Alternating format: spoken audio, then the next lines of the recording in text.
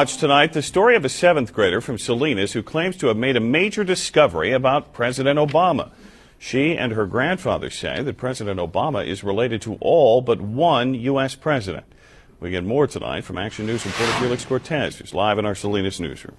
Well, Dan, the youngster spent the summer, really all summer, tracing the family tree of our presidents. Her conclusion that all the presidents, with the exception of one, share the same grandfather.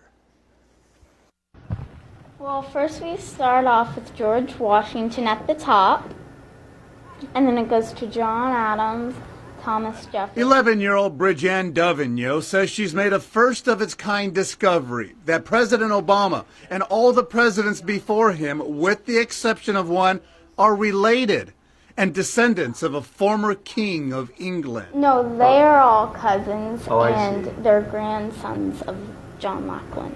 Dovigneau says she spent countless hours on the internet over the summer researching the lineage of our presidents, a project that started with her trying to trace her own family tree. But I'm the first historian to do all the presidents. I'm very glad I got this done, and I think it will turn out to be a success. The Monte Vista Christian seventh grader has written President Obama to tell him the presidents before him are his cousins. She hopes to present this family tree chart personally to the president. But Bridget has her skeptics, including this reporter. Her biggest supporter and firm believer that Obama is a descendant of a former king of England is no doubt her mother. If you have a child, and they have a child, and they have a child, and they have a child, and they have a child, Like names change. all she's saying is this guy is the great, 25th, 27th, depending on what line it is. He created all this family. So do I believe it? Yes. It's hard, but it's true. Well, Mom said it. Hard to believe, but you got to give the little girl an A+ for at least trying to do that and trying to accomplish that feat. And by the way, Bridget has concluded she's the 11th cousin of President Obama. Dan, Aaron. All right, very good. Thank you, Felix.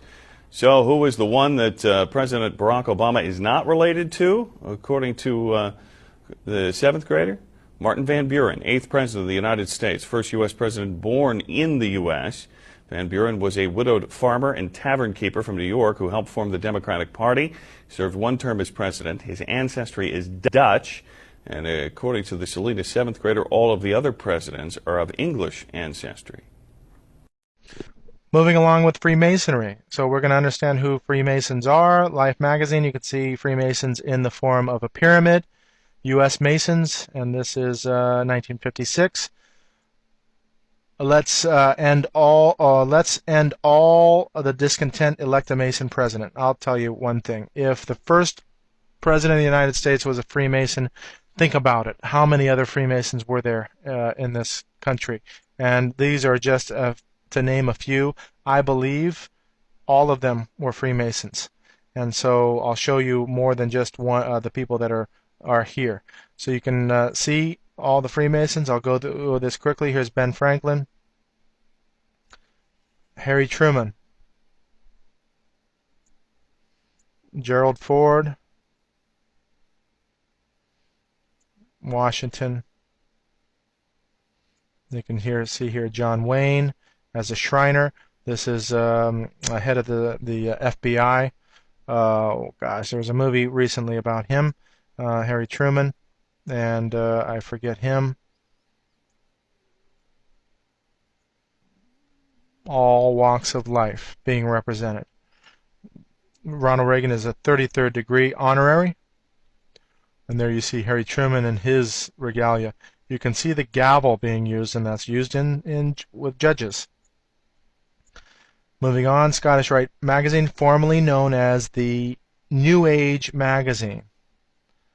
And you can see actors, Kramer, Buzz Aldrin, and commemoration, Freemasonic commemorations. They lie, and they're meant to lie. They're meant to swear to secrecy.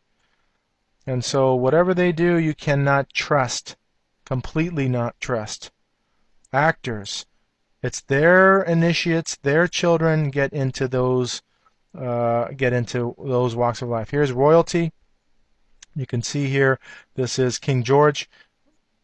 Look at how nicely fashioned that apron is. But I'm telling you, how can you dress up like that and still be sane?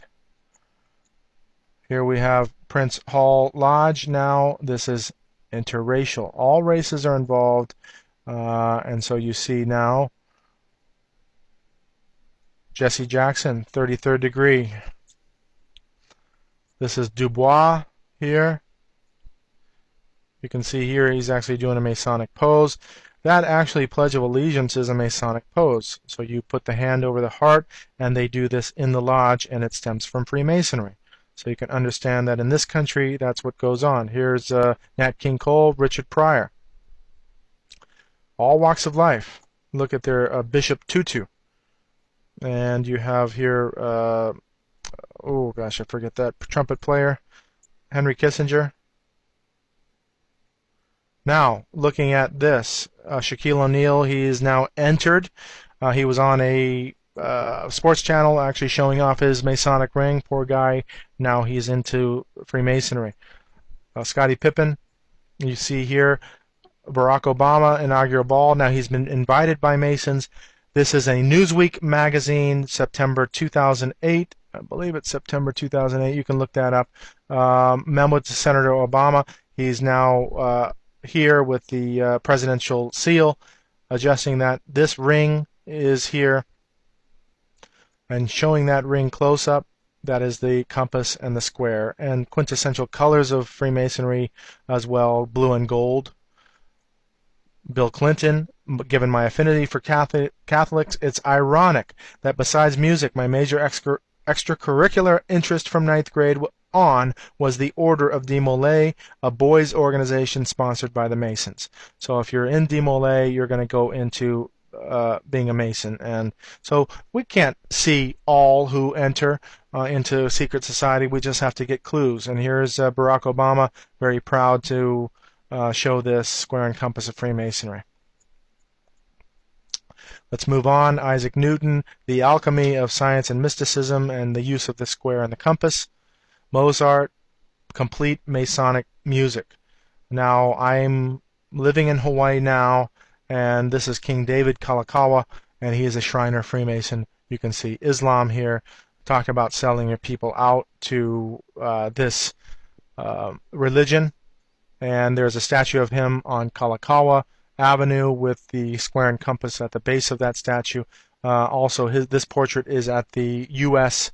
Lodge in Washington, D.C.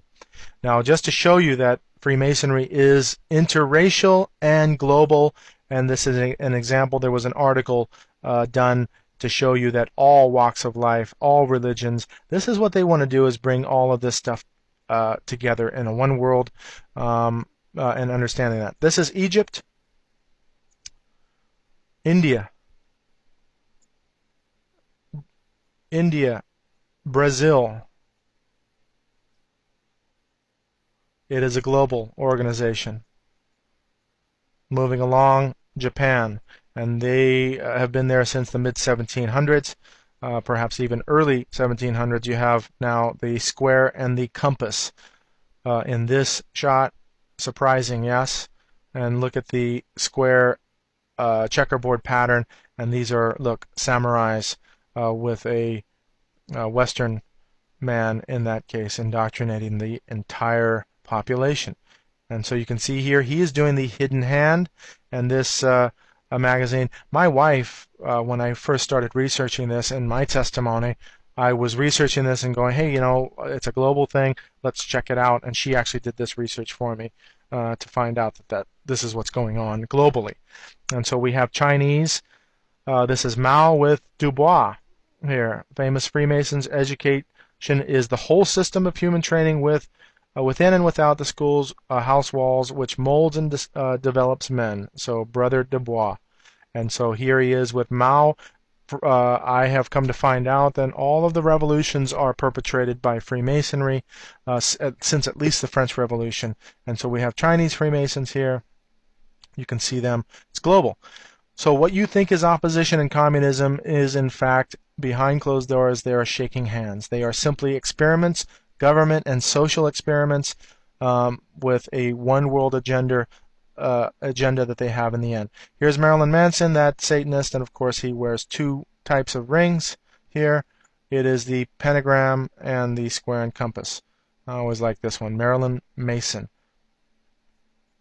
You can read all about who's famous in this book, 10,000 Famous Freemasons. There is De Molay, the supposed Knights Templar that was persecuted by the church. I've come to find out that that persecution by the church, what they like to do is they separate themselves from the organization. They work like the mafia. They can take anybody out that they raise up. So they can give you a country, give you an organization, and guess what? They'll take you down for it. And that's how the system works in this realm. So I want you to understand that Knights Templar, and you'll understand that in religion, was a schism, and what they do is they separate the organization so that you think that they're in opposition. So you pledge your allegiance to an ancient deity to earn your Greek letters, basically. You take on a new identity and proclaim your new position as a slave under the authority that governs your body and mind. This is all ancient, old world occultism, disguised as brotherhood, love for your fellow man, and community service. Yet it's based on mind control. It's merely a filtration system for the elite to pick their pawns and brand their cattle. It's like a pyramid scheme in a way, a multi-level marketing system. At the bottom you have the entry-level group, the frats, which is focused on recruitment. This is where cult programming takes place. Identity is broke down and rebuilt through trauma. They call it hazing. Above the recruitment level is masonry, which plays as the intersection between academic fraternities and the elite organizations of the world. Above masonry sits the secret societies and knighthoods, think tanks and elite clubs like Skull and Bones, Bohemian Grove, and Club of Rome, or Knights of Columbus. These are the levels that truly structure society, and the levels above those pretty much approve the protocols and form the decision-making base. And mind you, the majority of people who join frats and sororities are completely ignorant to these things. So, a lot of people are innocent when they get involved with these organizations. They have no idea of what's actually going on. And plus, once they complete pledging and cross over, the programming is already finished. Mentally and spiritually, they have been transformed, and now are loyal and dedicated members. This is why things like rituals, hazing, and taking oaths are so important to accomplish initiation. Because once these things have been accomplished, the initiate is no longer an individual and no longer in control. Maybe they slip up.